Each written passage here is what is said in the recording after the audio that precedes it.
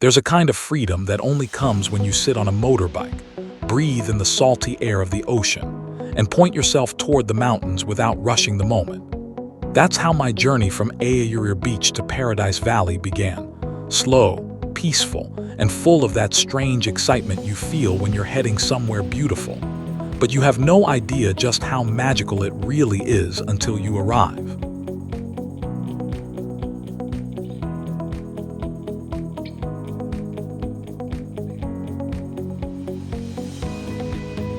I didn't plan much, because sometimes the best trips come from simply saying, "Let's go." The sun was rising, warm but soft, turning the beach into a glowing path that looked like it was guiding me inland. I sat on my motorbike for a moment, just listening to the sound of the ocean, a calm reminder that every journey starts with one breath and one decision. And mine was simple: ride.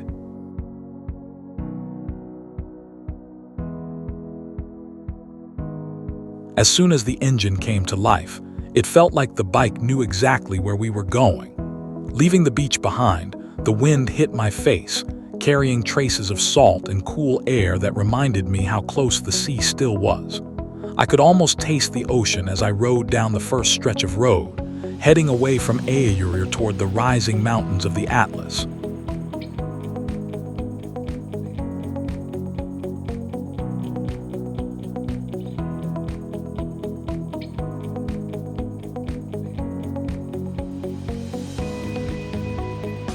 The transformation was slow but beautiful.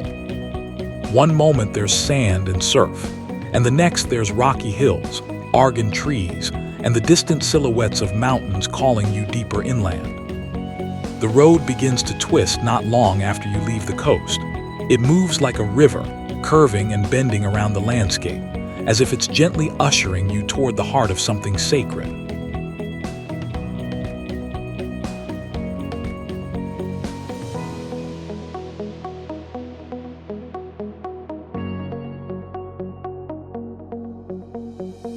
I saw locals walking along the roadside with baskets, goats grazing on the hills, and small houses tucked into the folds of the mountains. Every wave from a stranger felt like a blessing, a silent welcome, encouraging me to keep going. That's the thing about Morocco. The people don't just live here. They live with openness, warmth, and a simplicity that makes you appreciate everything a little more. As I rode further inland, the air changed. It became warm, dry, and earthy, the kind of air that feels ancient, like it's been passing through the same valleys for thousands of years. The road climbed slowly, revealing wider views with each turn. Argan trees dotted the hillsides like green flames. The sky stretched out endlessly, a perfect blue canvas with not a single cloud to interrupt the view. And through all of this, the motorbike hummed beneath me, steady and strong, carrying me up toward the mountains one curve at a time. There's something about riding alone that transforms the whole experience. You hear the world differently. You feel it differently. It's not just wind or sound, it's a kind of presence. The mountains, the cliffs, the valleys, they don't just stand there. They watch you. They speak to you in silence.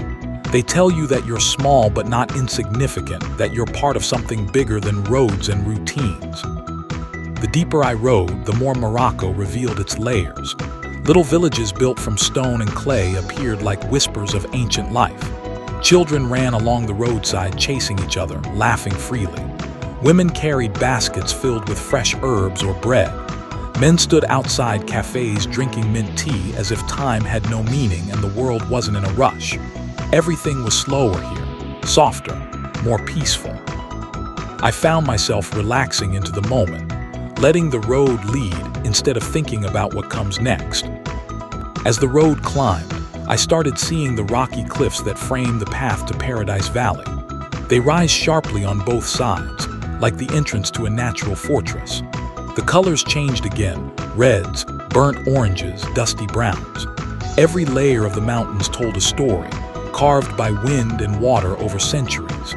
I slowed down the bike just to admire the way sunlight fell on the stones, creating shadows that looked like paintings on the earth. Then just when I thought the landscape couldn't get any more dramatic, the road opened into a wider valley. I could see palm trees far in the distance, tall, green, swaying gently, and I knew I was getting closer. That was the first sign. The second was the air. It became cooler, fresher, sweeter, almost like the valley was breathing out its own welcome. I smiled to myself because I had read about Paradise Valley, seen photos, watched videos, but none of it prepared me for what it felt like to actually ride toward it. Reaching the final stretch, the road narrows again, guiding you carefully toward a dusty parking area overlooking the valley. I turned off the engine, and in that sudden silence, the whole world felt louder, birds singing, leaves rustling, distant water flowing. The quietness of the motorbike made the life around me stand out even more. I took a minute just to sit there, taking in the view from above. From that vantage point, Paradise Valley didn't look real. It looked like someone had spilled green ink into the center of the mountains, drawing a long line of palms, water and life right where you least expect it. Walking down the rocky footpath into the valley felt like stepping into another world. The air cooled even more. Shade from the palm trees made the path comfortable, inviting, safe. The sound of water grew louder with every step, until finally, I reached the natural pools, crystal clear water glowing in the sunlight, deep blues and greens shimmering like precious stones. The cliffs towered above, framing the pools in a perfect circle of nature's architecture. I dipped my fingers in the water and it was cold, refreshing, pure, like the kind of water you only find in places untouched by noise and chaos. People were swimming, diving, laughing, relaxing on the rocks. Some were lying in the sun, others tucked into shaded corners reading books, meditating, or simply watching the world slow down around them. I slipped off my shoes and sat on the edge of the pool, letting the calm settle into my bones. It was then I realized something simple but powerful. The journey from Aourir Beach to Paradise Valley wasn't just a physical ride. It was a shift, a transition, a letting go. From ocean to mountains, from noise to silence, from routine to wonder. I felt lighter, not because the ride was long, but because it pulled me away from everything I didn't realize I was carrying. I stayed there for hours, letting the peacefulness of the valley rewrite the pace of my day. The sun moved across the sky slowly, and every time I looked up at the cliffs, I felt grateful. Grateful for the road, the curves, the breeze, the mountains, the villages, the people, the silence, the laughter, the water, the moment.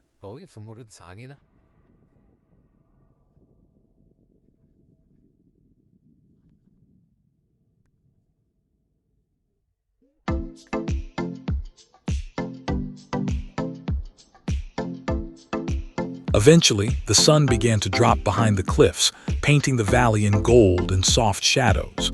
It was time to head back. I walked up the path again.